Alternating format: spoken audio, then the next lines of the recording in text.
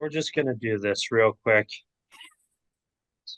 Becca dropped the baby, which in turn does mean that there will be a caution on the field. I did not. You did too. I did I heard not. it from the basement. She fell over. Heard You a dropped the thud. baby.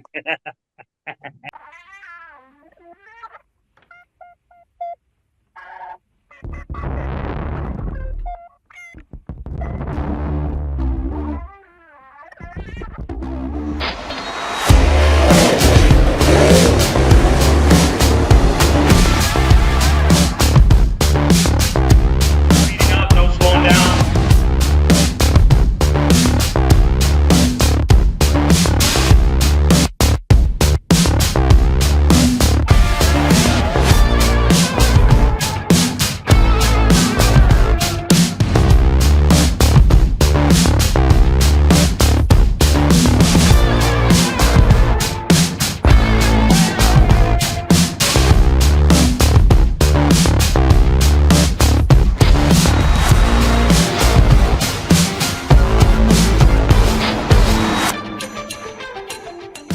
Welcome back, everyone, to the Track Packers podcast. It's the Big 4-4 episode, Season 4, Episode 4, and we do have 4 people here for today's show. Myself, Mason, and the Pelkeys, Becca, Jessup, and young Miss Riley, the youngest flag woman in probably North Dakota history.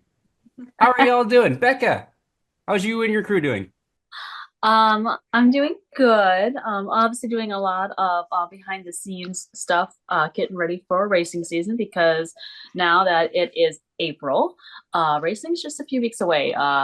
Depending when this episode drops, it's probably 3 weeks away from racing. So car shows coming up at Dakota Speedway, so getting ready for that.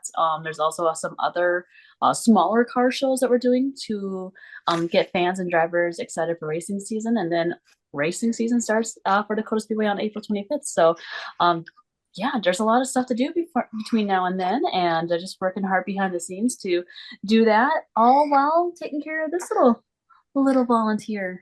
So, we're Yeah, good. has she gotten involved in a lot of the planning process for the race season so far? She goes to some of the Dakota Speedway meetings, and she'll be at the racing officials training later this weekend. And so, yeah, she gets to come along and be involved, and gets to meet all of the racing family, which is that's not too bad. She gets to meet the racing family, so She's gonna be like the most like well-rounded official that we've ever seen at the racetrack with all the exposure she's getting. oh yes, oh yes. What is going on with her and the flag? Are you trying to pick her nose with that? No, I'm just making sure she doesn't stab herself with it. Well, then just take it away from her. She is very strong. She's a Mhm. strong and independent woman. Let go. Well, how are you doing, Jessup?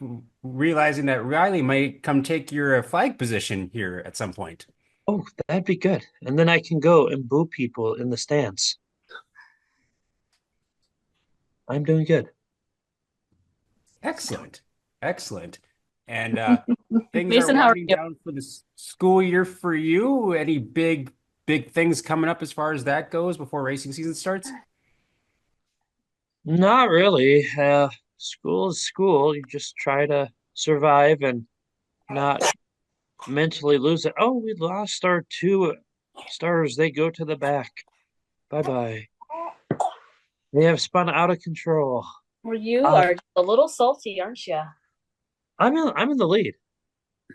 We'll find Mason, out the lineup here shortly.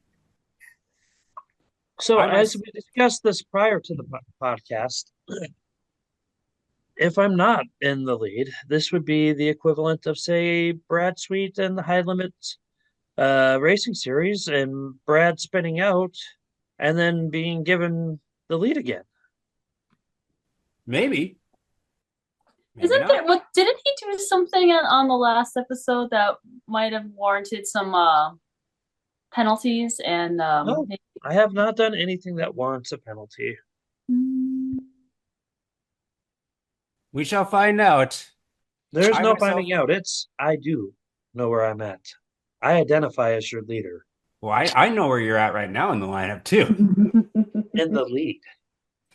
I am doing well myself. I've been going out to a couple of the race shops here over the last day or so and getting an idea of where people are at in their progress towards race season. So that's fun to see all the excitement and everyone's in a good mood whenever race season starts. And hopefully it's within a few weeks.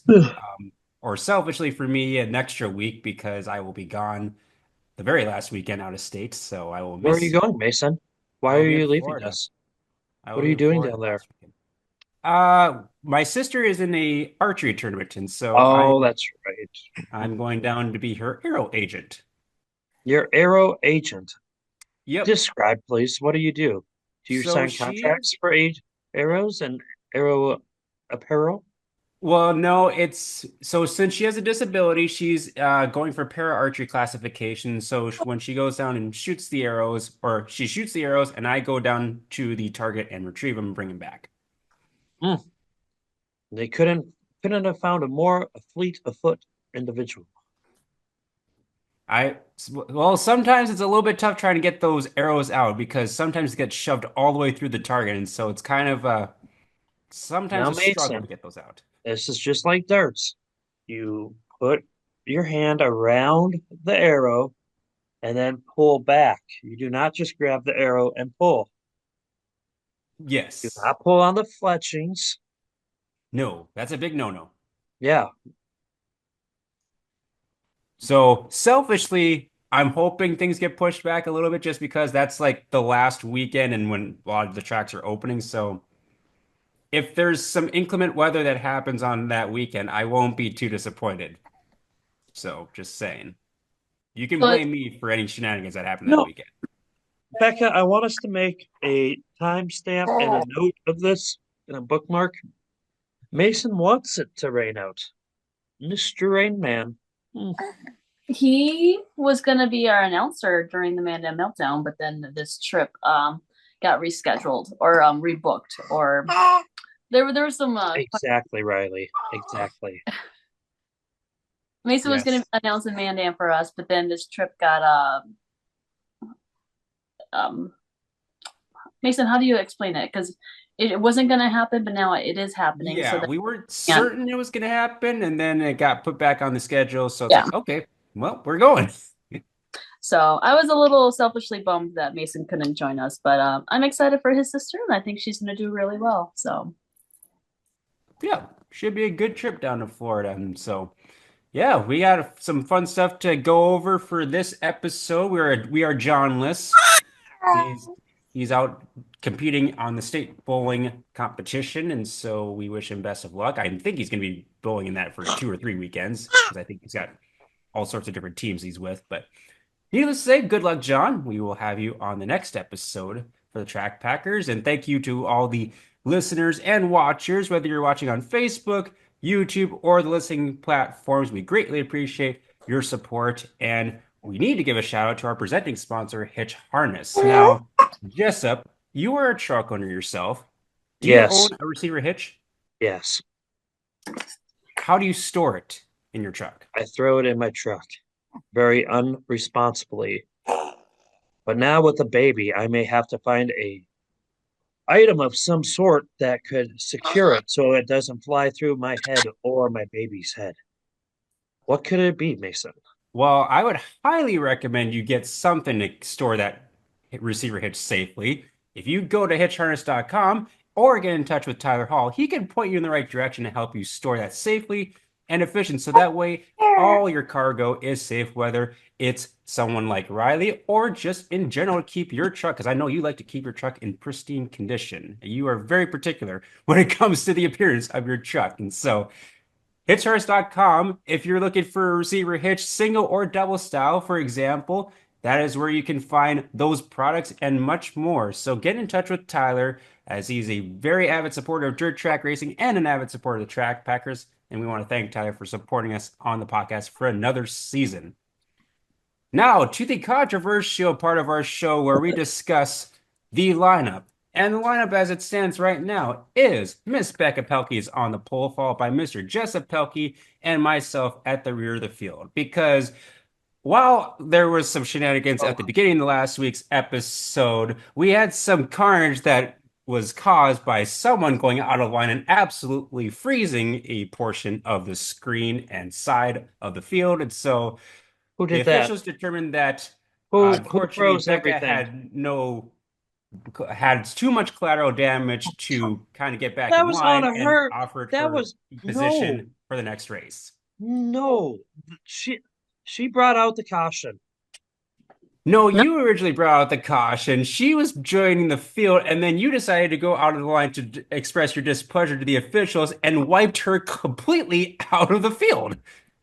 So she took. I don't understand. of course you Needless to say, don't, you're but still in that's the okay. front row, though. Where's Riley and Gordy lining up now?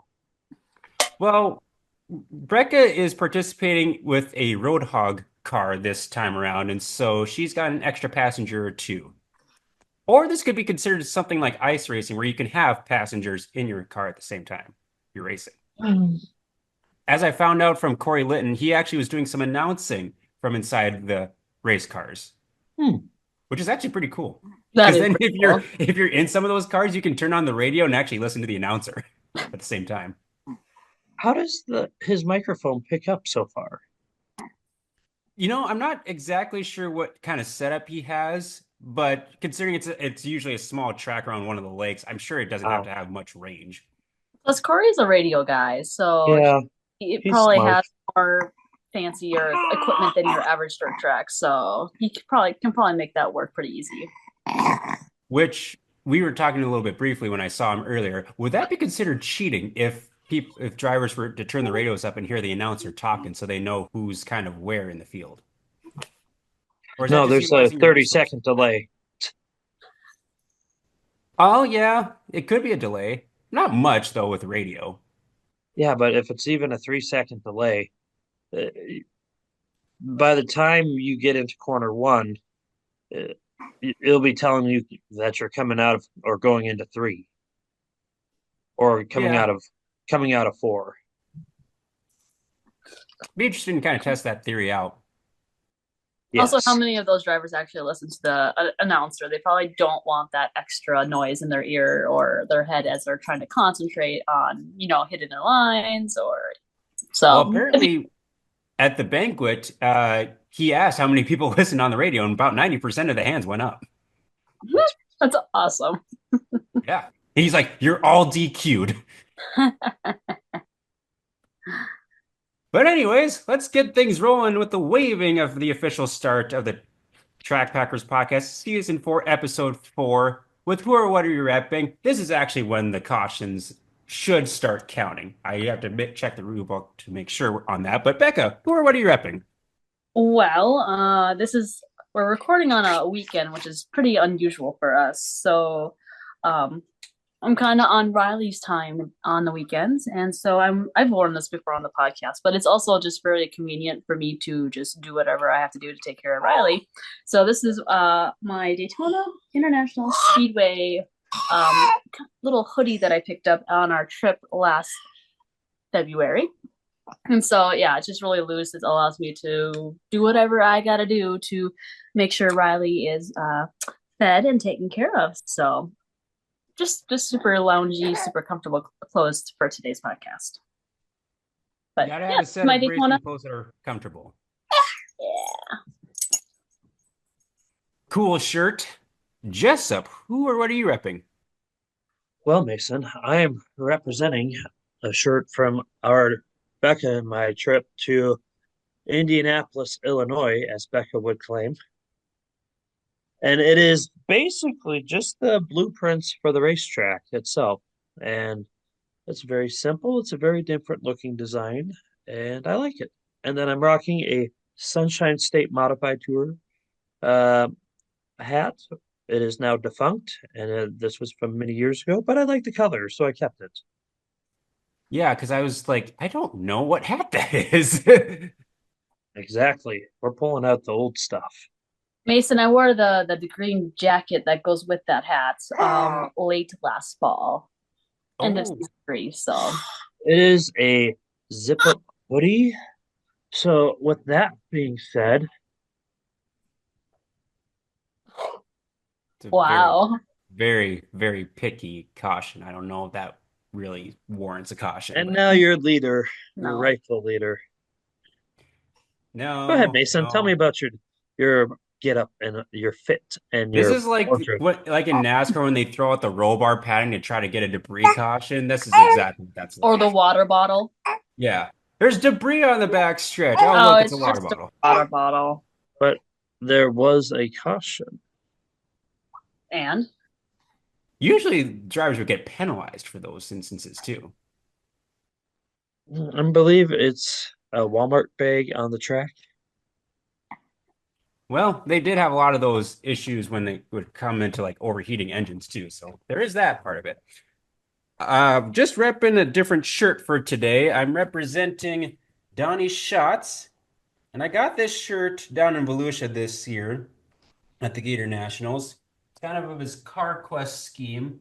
I like the colors on the sprint car itself, the two different shades of blue. It's kind of one of my favorite schemes that Donnie's had over the last couple of years. And kind of some interesting news from this week in the Donnie Schatz camp as kind of making a change to their engine program. He's been running Ford performance engines for the last several years and looking to make an adjustment to a lot of the points paying races moving forward by going to, I believe it's Chevy, Jessup?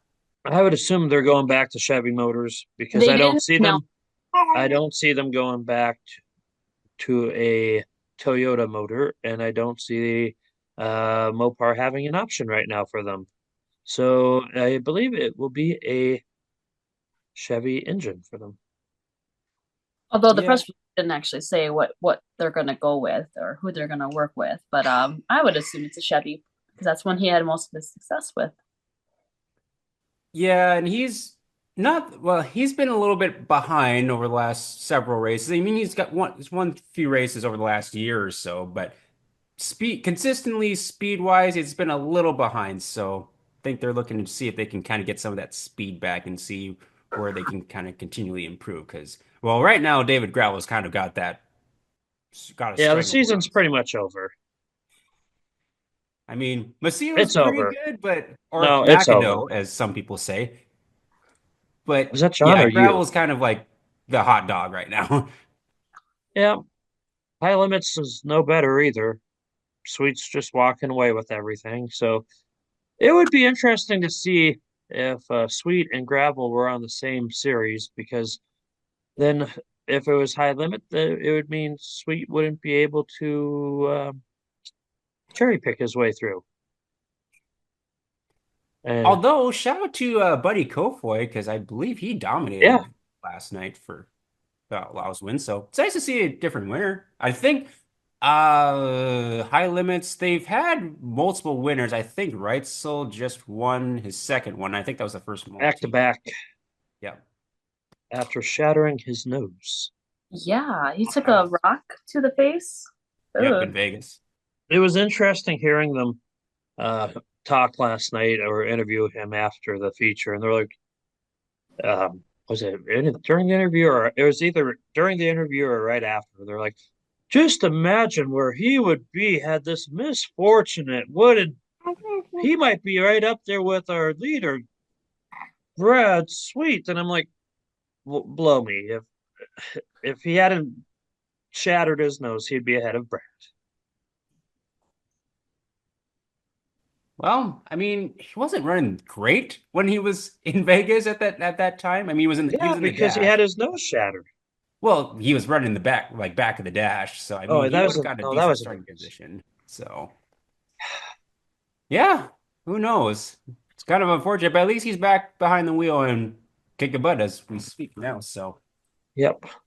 that was our who or what are we epic for episode 4. And quick shout out to our next segment, Hot Sauce Hot Memory Rewind with Isaac Hot Sauce Sondrol, who drives a 12S IMCA modified. Just finished up the basketball season. Unfortunately, it didn't result in a title in the Class B portion, but he was, I believe, district coach of the year. So still a pretty good year. And I think they're in like one of the more competitive districts. So that kind of makes it tough. It's kind of like the SEC of college football, it seems like, for Class B. And so shout out to you, Isaac. If you want to follow his racing, 12S Racing on Facebook is where you can follow him. Go grab some of his hot sauce if you're in the pits, if you see him throughout the summer, and we'll see what kind of surprises he's got cooked up for 2025. And thank you for supporting us on the Track Packers.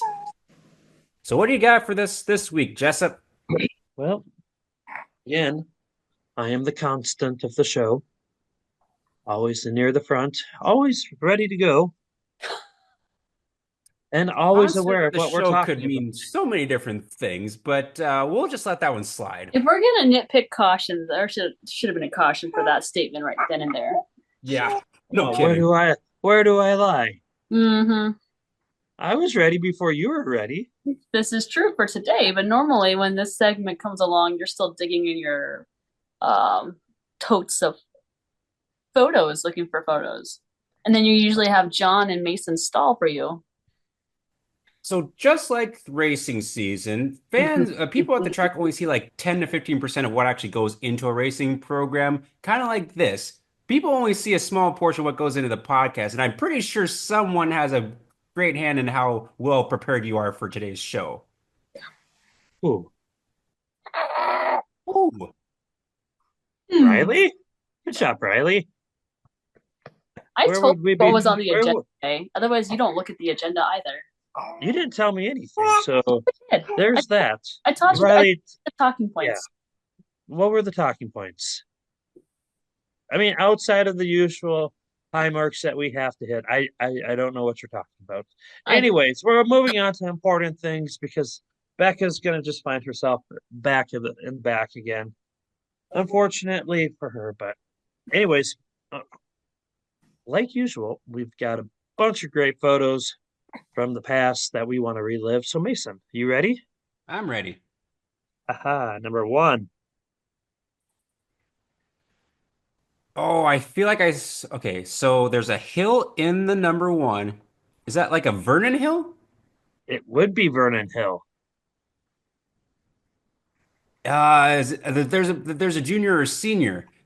It says Vernon Hill, so don't overcomplicate it, Mason. Okay, I'll take the win on that.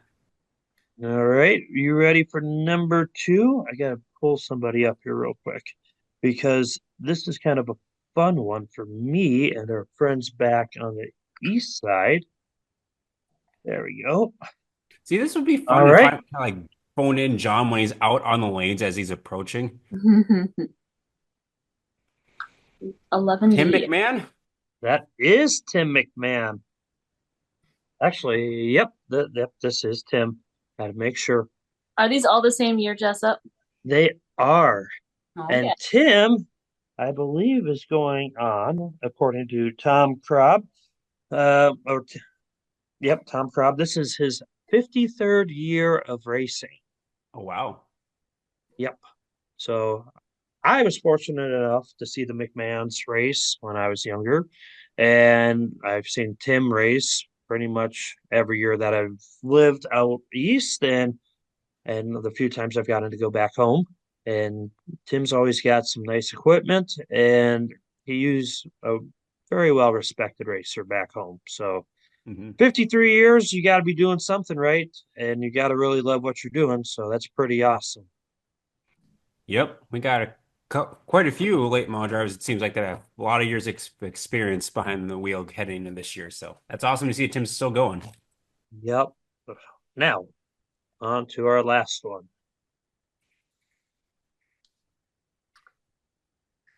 You know what the you're colors gonna are. have to help me with this one. What Well, region? I mean, It's a I know it's a Mopar late car. model, so you can remove that hint. Well, yes, but like what region? Is it North Dakota, Minnesota? I'm assuming Minnesota. I might be wrong here. Okay. That kind of rules out my guess then. Who do Does you this think it driver is, still Becca? race? I don't know.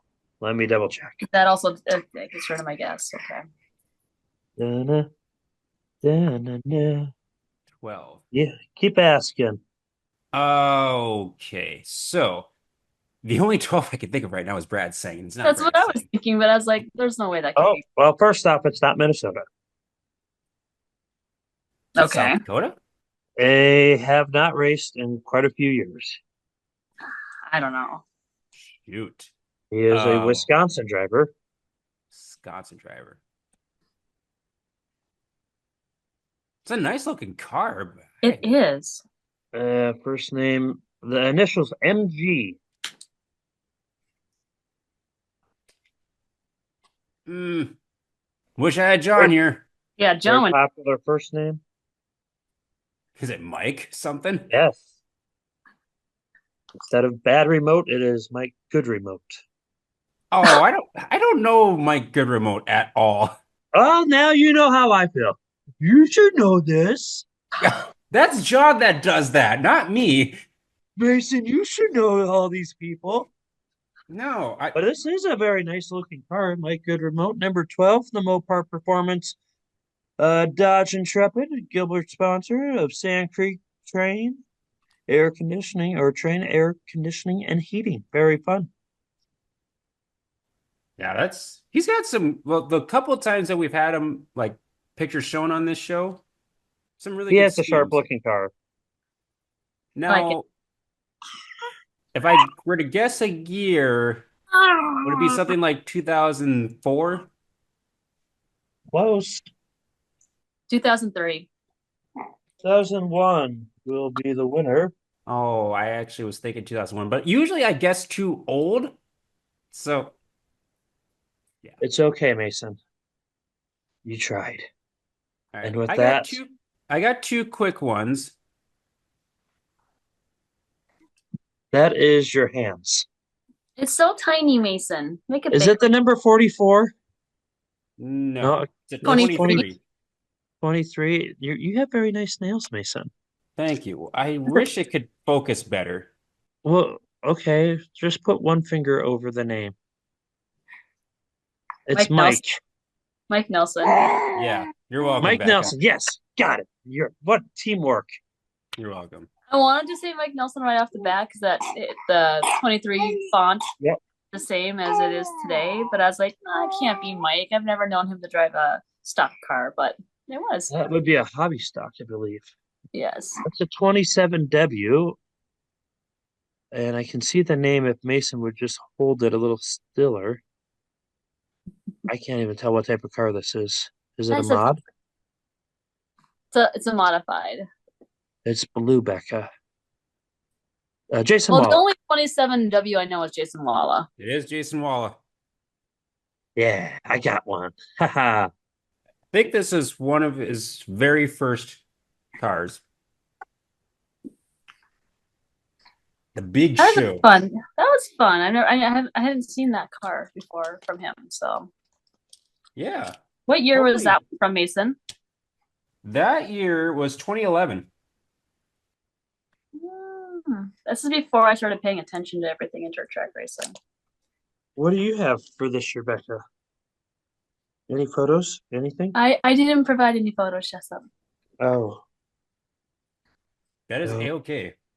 We I'm had taking some good care of your ones for the hot sauce, hot memory rewind. She usually doesn't supply photos. That's yours, mine, and John's job. Although I guess you could have gone to the Western Wander like John does every day. Oh, I yes, start this is true. next time. But John has the entire website memorized. It wouldn't benefit anyone but John. So It's Right. true. This is also a fair point. Yes. Well, that was a hot sauce, hot memory rewind. We just got a couple of things to talk about for this show. I figured since it's going to be right at the beginning of April, because this will likely come out on the 31st of March or on April 1st. depending on- Well, Riley might have something to say about that. yeah. I'm sorry, Riley. It takes time to edit this show. Although it might take less time because we don't have John here. This is true. Yeah. I want to share my screen here real quick because I want to give a shout out to Dakota Dirt, who has compiled all the schedules for the state of North Dakota on here. And so, as you can see right now, the main thing that's being advertised is the training seminar, which will be taking place this weekend as well. I believe the Pelkeys are going to be attending that for at least a little bit, and hopefully the majority of the time, depending on how Riley handles everything.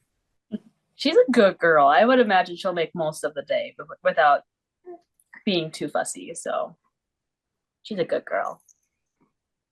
Now, Jessup, so I will admit I haven't been on the site too much, but I see you have all the upcoming races for the month of April. Is there anything specific or any specific page I should go to that shows more than just the upcoming races, or right now is that what's got set out? Well, that's what we got out now, but if you go to, let's see, go back up, Mason. It should be under the weekly pit shack. And then you can go to state schedule and you can see everything. I like this because it's a good visual representation of. Now you What? can. You are a lady. No. So everything that's highlighted right now are the ones that don't have or are the ones that I have not found a projected start time, but you will also see all of the races as well. So keep going, Mason. You can go into May and you can really start seeing how busy things really start to pick up. Yeah. Look at that. That's awesome. Then you get the +2, +3, so it's like There's options. this is pretty neat. So it's kind of, especially if you're a North Dakota fan, you're kind of looking for, if you're looking like a racer, if you're looking for places to go on a weekend, see where you can get some state points or something like that. This is a good little resource to kind of. You can also see what type of weather is at the track too. If you go back to the top, Mason, Oh, and yes. back under the week, it should be under the forecast. Maybe if they load.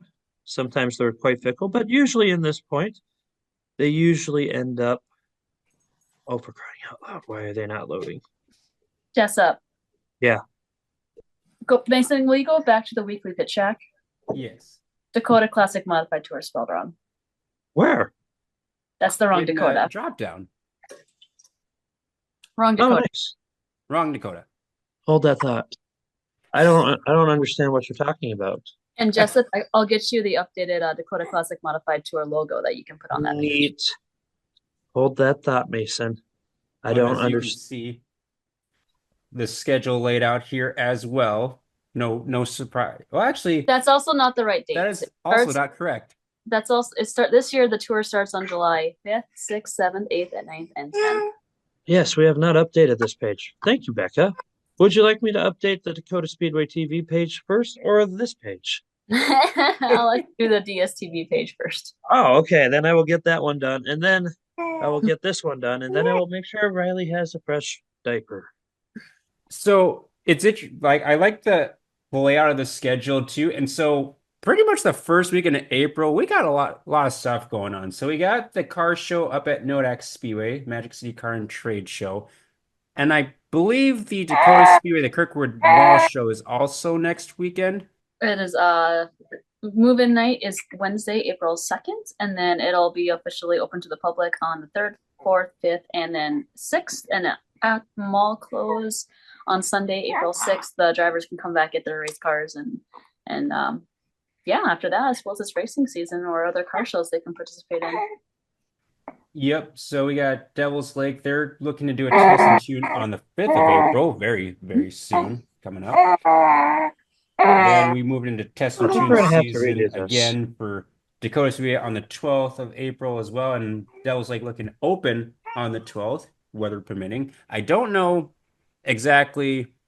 So I feel like it's been a little bit more moist up around Devil's Lake in regards to anywhere else around the state. So I'm wondering how the frost line's going up there. So we'll see if they're able to open up on that Saturday. Nodak's got their test and tune on the 13th of April as well. And then looks like Devil's Lake on the 19th racing once again. And racing really kicks off that last weekend of April, starting on the 25th with Dakota Speedway. Nodak Speedway has a doubleheader on the 26th and 27th. Devil's Lake continuing their races. And looks like Wilson's also doing a test and tune that weekend as well. So it's going to be a busy month getting everything ready to go. Like I said earlier, been going to a couple of shops, and some people have their stuff pretty well on schedule and others need a little more time. I'll just put it that way. Kind of like anything else in the world. We like to procrastinate.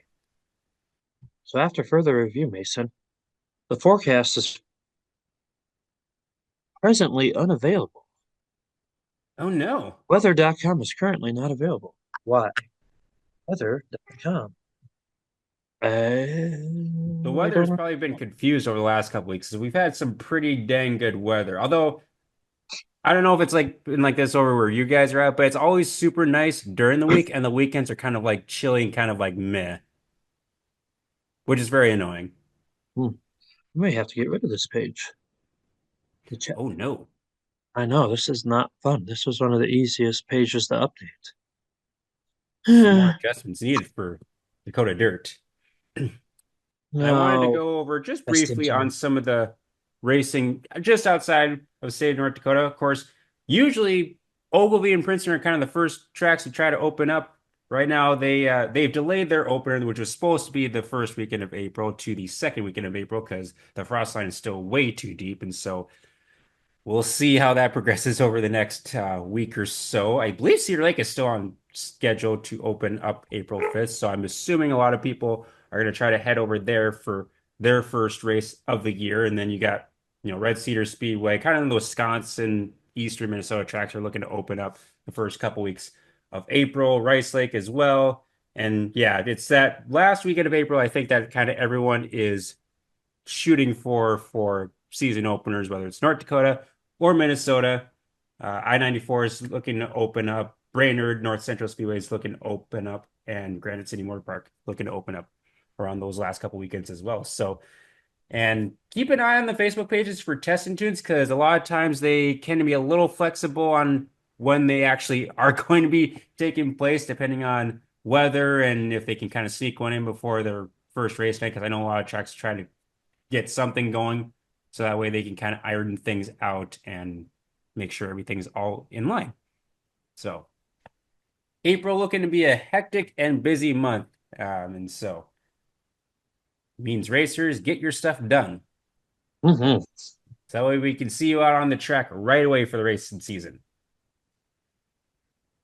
One of the other things that kind of took place over the last couple weeks, some news out of the Wishek area.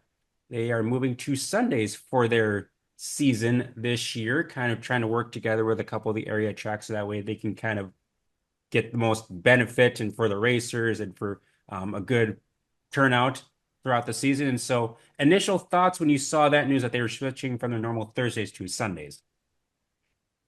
Well, I was a bit confused at first, but I guess it makes sense. I don't understand why they were the track that got bullied out of their day, but I guess it makes sense. Becca, did you have any initial thoughts when you saw the news?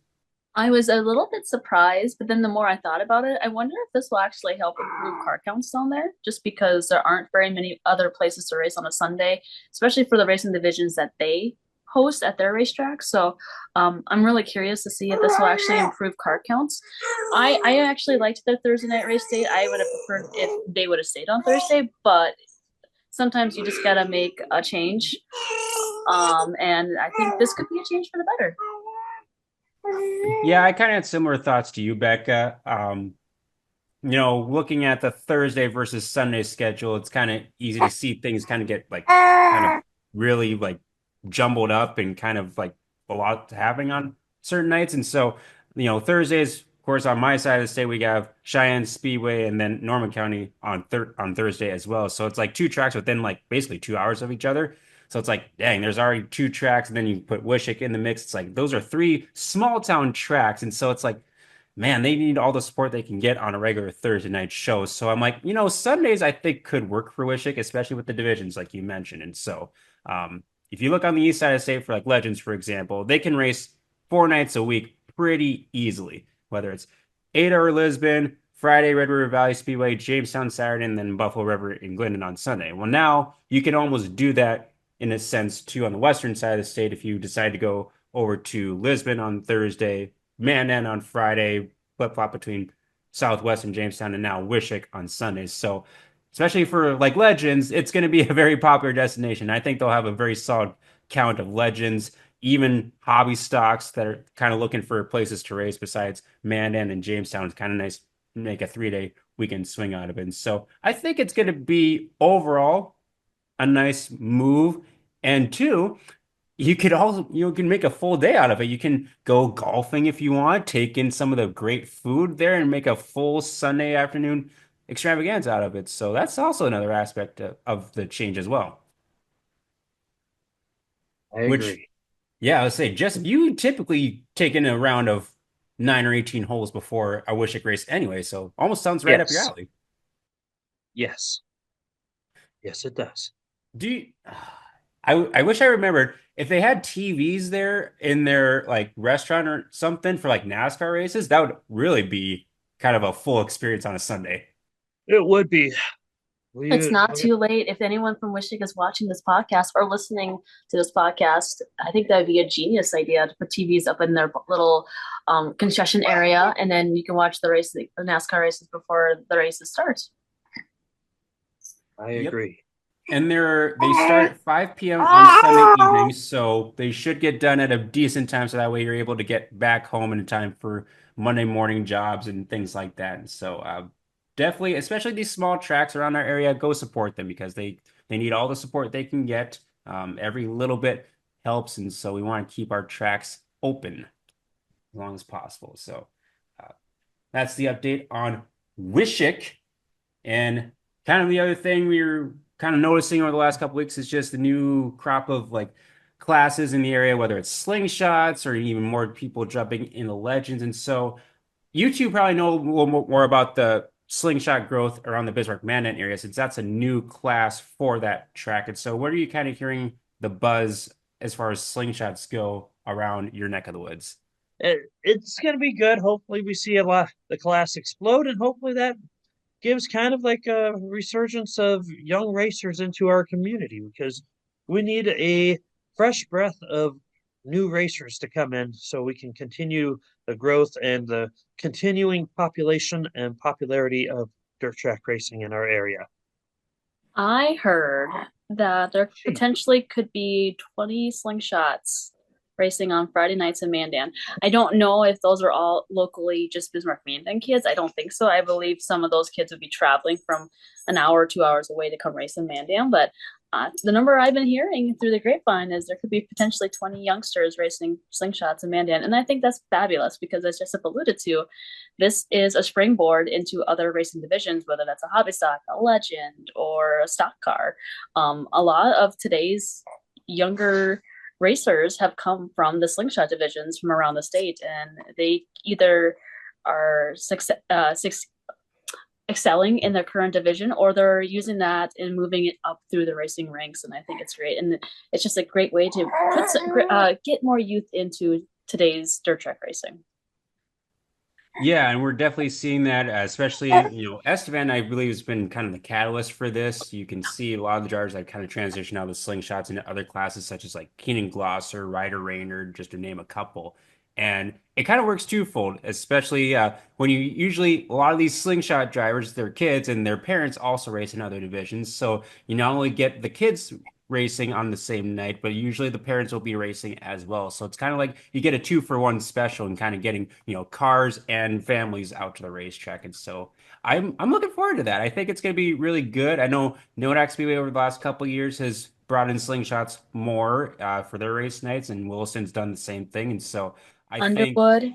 Underwood has also done that in Southwest, and so and Jamestown's always had slingshots, and so there's places for these kids to race, and so they'll get some good seat time. And I think I know the answer to this, but they're racing around the big track down at Dakota Speedway for their Yeah. races, so it's plenty wide. So we might see some 5 and 6 wide on a regular basis at the start of some of these races. They should be able to go 8 wide. We did measure this out with Jessup's Envoy. And I think, what is it, 9 or 10? Some years ago. We can do it with the truck this year. We'll just go out and do what we did and make sure it's feasible. But yeah, they could easily go like 8 to 10 wide on at Dakota Speedway. Yes. Hopefully they don't attack the outside berm too much on the front stretch because that could get a little hairy. But Oh, that'd be fun. They'd launch. Plus, I think there's some other tracks that have decided to add them either like once or a small handful of times. Ooh, you can't have all of them. Dead Horse Creek up in Canada is gonna have them a few times this year. I thought I saw Grand Forks add them for just one race. I didn't Um, see that, but I could or be maybe wrong. it was Devil's Lake. I'm sorry. I think it's Devil's Lake and Devil's Lake is gonna race maybe them once or Thunder twice. Mountain. Yeah, so they're definitely expanding their footprint, and that's awesome. yeah, definitely a good opportunity, especially since we don't necessarily have a ton of like go-kart racing, for example, out on the western side of the state compared to like the kart clubs that we have over in the Fargo area. And so it's nice to have something for the kids to get involved in racing right away and kind of keep them interested as they kind of grow older and understanding of the racing a little bit more. And so yeah, that's gonna be exciting because I know there's a lot of kids that grow up with a lot of these racers, whether they race modifieds or stock cars or hobby stocks. They're like, I want to get behind the wheel of a race car. Well, it's like you kind of have to wait, and by the time they wait until like they're 15, 16 years old, they kind of find other stuff that interests them. So it's good to get something to get them involved in the sport right away and kind of keep that interest going. So hopefully we see some great car counts throughout the season in the slingshot class. So as we embark on the white flag for this episode, we will give a shout out to the B1 IMCA stock car driver out of Glendon, Minnesota, Brody Carlsrud, for supporting us another year on the Track Packers, who's in the midst of building or constructing his new to him B&B chassis, I believe, IMCA stock car. So he's really excited for the season to get rolling. He'll be racing around the Red River Valley, of course, in his home tracks, but also traveling throughout the summer, especially on the Dakota Classic Modified Tour. You can follow his Facebook page, Brody Carlsrud B1 Racing on Facebook, and his podcast, The Real Deal with B1, to find out all the ins and outs of the race season and during the off season as well. So thank you, Brody, for supporting us on the podcast as well. Now, there's been a few more paint schemes revealed in the last week or so since we last recorded the show. Any stick out that we want to give a shout out to? I like Ryan Michelson's late model that got revealed today. It's Yes. giving me a vibe of Steve Larson and a mix in with Brad Sang, and it's very sharp and clean looking. And Ryan had mentioned on one of his earlier posts this week that there's a lot of significance to having a blue chassis. I believe Mhm. it's partially from well, I gotta look it up, but partially from Don Gumke, who had a lot of blue in his car, and then the other aspect of that paint scheme, if well, I'll be showing it on the screen here, but it's white, blue, and green. And you know, if you know Ryan Michelson, typically just a white, black, or green scheme is what he went with in previous years, but changing it up this year. And I don't know if he's going to be racing as much. I know they're going to be focusing a lot on lake time this year. And so, Is that oh, even an there. option? Is that real? Yeah, I know. The lake is kind of a thing for some people too during the summer. Now, The other Mason aspect of the blue chassis is Johnny C, who ran a blue chassis for several years. and And Jake Hartung. yep, Jake Hartung, also the chassis builder of this car as well. And so a lot of significance behind this race car for Ryan, and it's going to look really sharp and stand out on the racetrack. Mm-hmm. Any other stand out to you, Jessup or Rebecca? You got one or two? What have I shared with you? I've You seen so shared a many. lot of stuff. I I know. liked Colin Compson's new paint scheme that came out this week. Blue's my favorite color, so I was very partial to that. And then I also liked Bruce King's car. It gave me Hank Berry vibes. But it's also just a nice scheme of just yellow and different variations of blue. Just really nice. I liked it. It's a couple good ones, yeah. Those were going to stand out as well. I personally like Jory Berg's new scheme. He's had the last couple years kind of done the gold, black, and white kind of variation. He's still got the gold and black, but he added like a little blue flare. And I want to ask him too, because I know we had the tragedy a couple years ago up in Grand Forks with one of the police officers. So I'm wondering if that blue is kind of significant, like kind of is the significance of that because it looks really, really cool the way it kind of like glows through the rest of the car. And so that thing really stands out. That's the other show that I forgot to mention, the Home of Economy show. I know we mentioned it on a previous episode, but did one of you remember I off have the top not of your head found it. when that's taking place? I do not know. You're the That's East Side knowledgeable person. I am, and well, this is kind of like one of the first weekends I've been kind of going out and kind of getting some gossip and kind of getting an idea of like, who's all going to be racing what, who's all got new stuff, and I mean, I'm already finding out some interesting things, but I don't know if I can totally reveal them yet because drivers like to keep things close to the vest until like the week before. It's like, this is what we're doing. It's like, whoa, that's a shock. So hearing all sorts of rumors, kind of like I'm sure you guys are hearing on your side of the state. But with the car show coming up, that's kind of a great opportunity to really see what people are up to. I think one of the biggest questions going into this year, will Scott Gartner repeat as what would it Oh, be, the 5 time straight IMCA modified car show champion? 6? 6? Wow.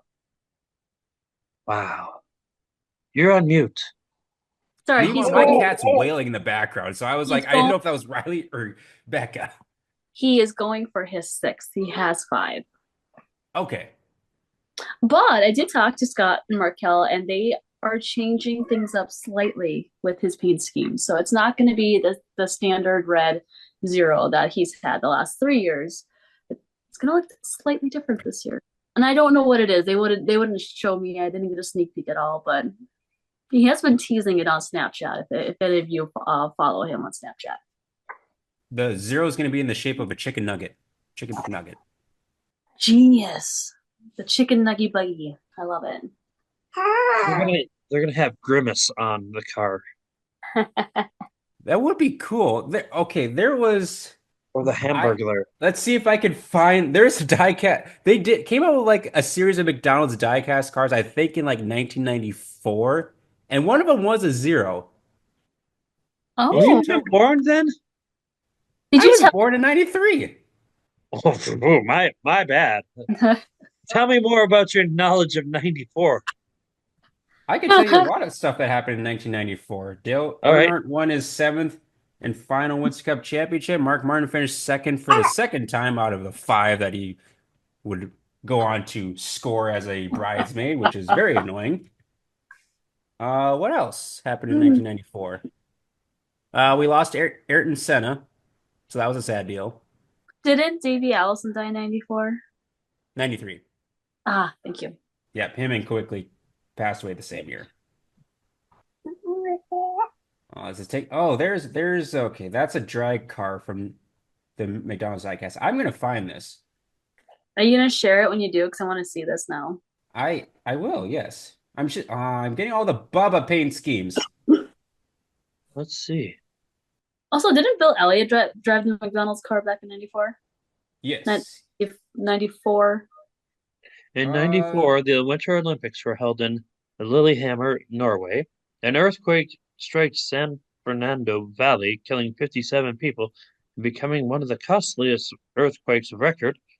A model of the MS Estonia, which sank in the Baltic Seas, occurred. Nelson Mandela cast his vote in the South African general election. Okay, this isn't the 0 car, but Thousands dead in the Rwanda massacre. I think that Scotty should do this paint scheme. The Ronald Rocket scheme. Can you zoom in, please? More. Lower. Scott could See, be on. that's not too far off his scheme. No, it's not. Now, would you put that on the stock car or modified? What body style is he going with on the stock car? Probably a Mopar. I feel like this would look good on the modified, personally. And other things that happened in 1994, the Great Northridge earthquake rocked Los Angeles and killed 72. $20 billion in damage happened, which is still a lot less than the current damage count. Yeah. But yeah. So, oh, there's the zero car. Oh, he should go with this. This is a grimace. It's the totally different color, but All right, let's see it. this would be such a cool scheme for Scotty to pull off.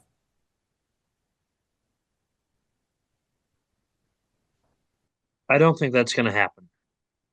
Why not? I don't see that happening either. You might be able to talk Junior into it, Yeah, but I I don't can see see. Or if Junior doing that. Or if Blake gets the racing bug, she could be the purple Grimace McDonald's car. The next time I see Scott, I'm going to ask him, what would it take you to run this scheme? Run one of these schemes from like the 1994 diecast set of McDonald's cars. A lot of money. And then he should go and buy those little racing cars off eBay, and then he could hand them out to the kids. Yeah. See, How much are these? There's a pink one. $9. Yeah, Becca. I think. Oh, that one. Go to that one. Zoom in. That's a Actually, good one. Mike Speaker does the little racing die casts. He could just strike a deal up with Mike Speaker to make them. Yeah, and see, this would be Yes. easy to print out and put a wrap on.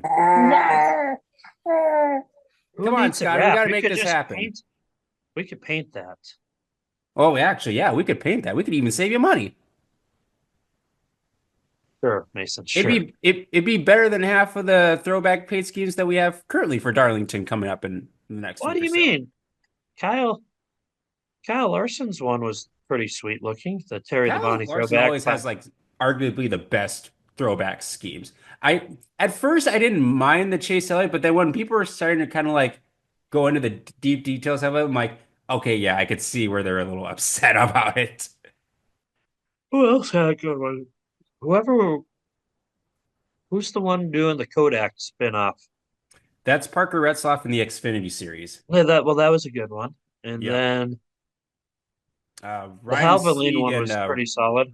and yeah, the Sieg team is they got a couple good schemes in the Xfinity side as well. I mean, Austin Cindrix is cool. It's just a little bit plain, but I mean, it's a plain scheme that he's thrown back to. What do you mean? You don't like the plain throwbacks where they show the photo? This is Red Farmer's all red light model. We're throwing it back to this, and it's just a pure red car with sponsors on it. I'm like, I almost appreciate those more than the throwbacks to like 2017 or 2018. It's like this is a throwback. I'm like, that's 10 years ago. In 2 more well, years. technically, no, 2017 and 2018 would be like 6 years ago, but It's 2025. 2017's 2 years away from 10 years.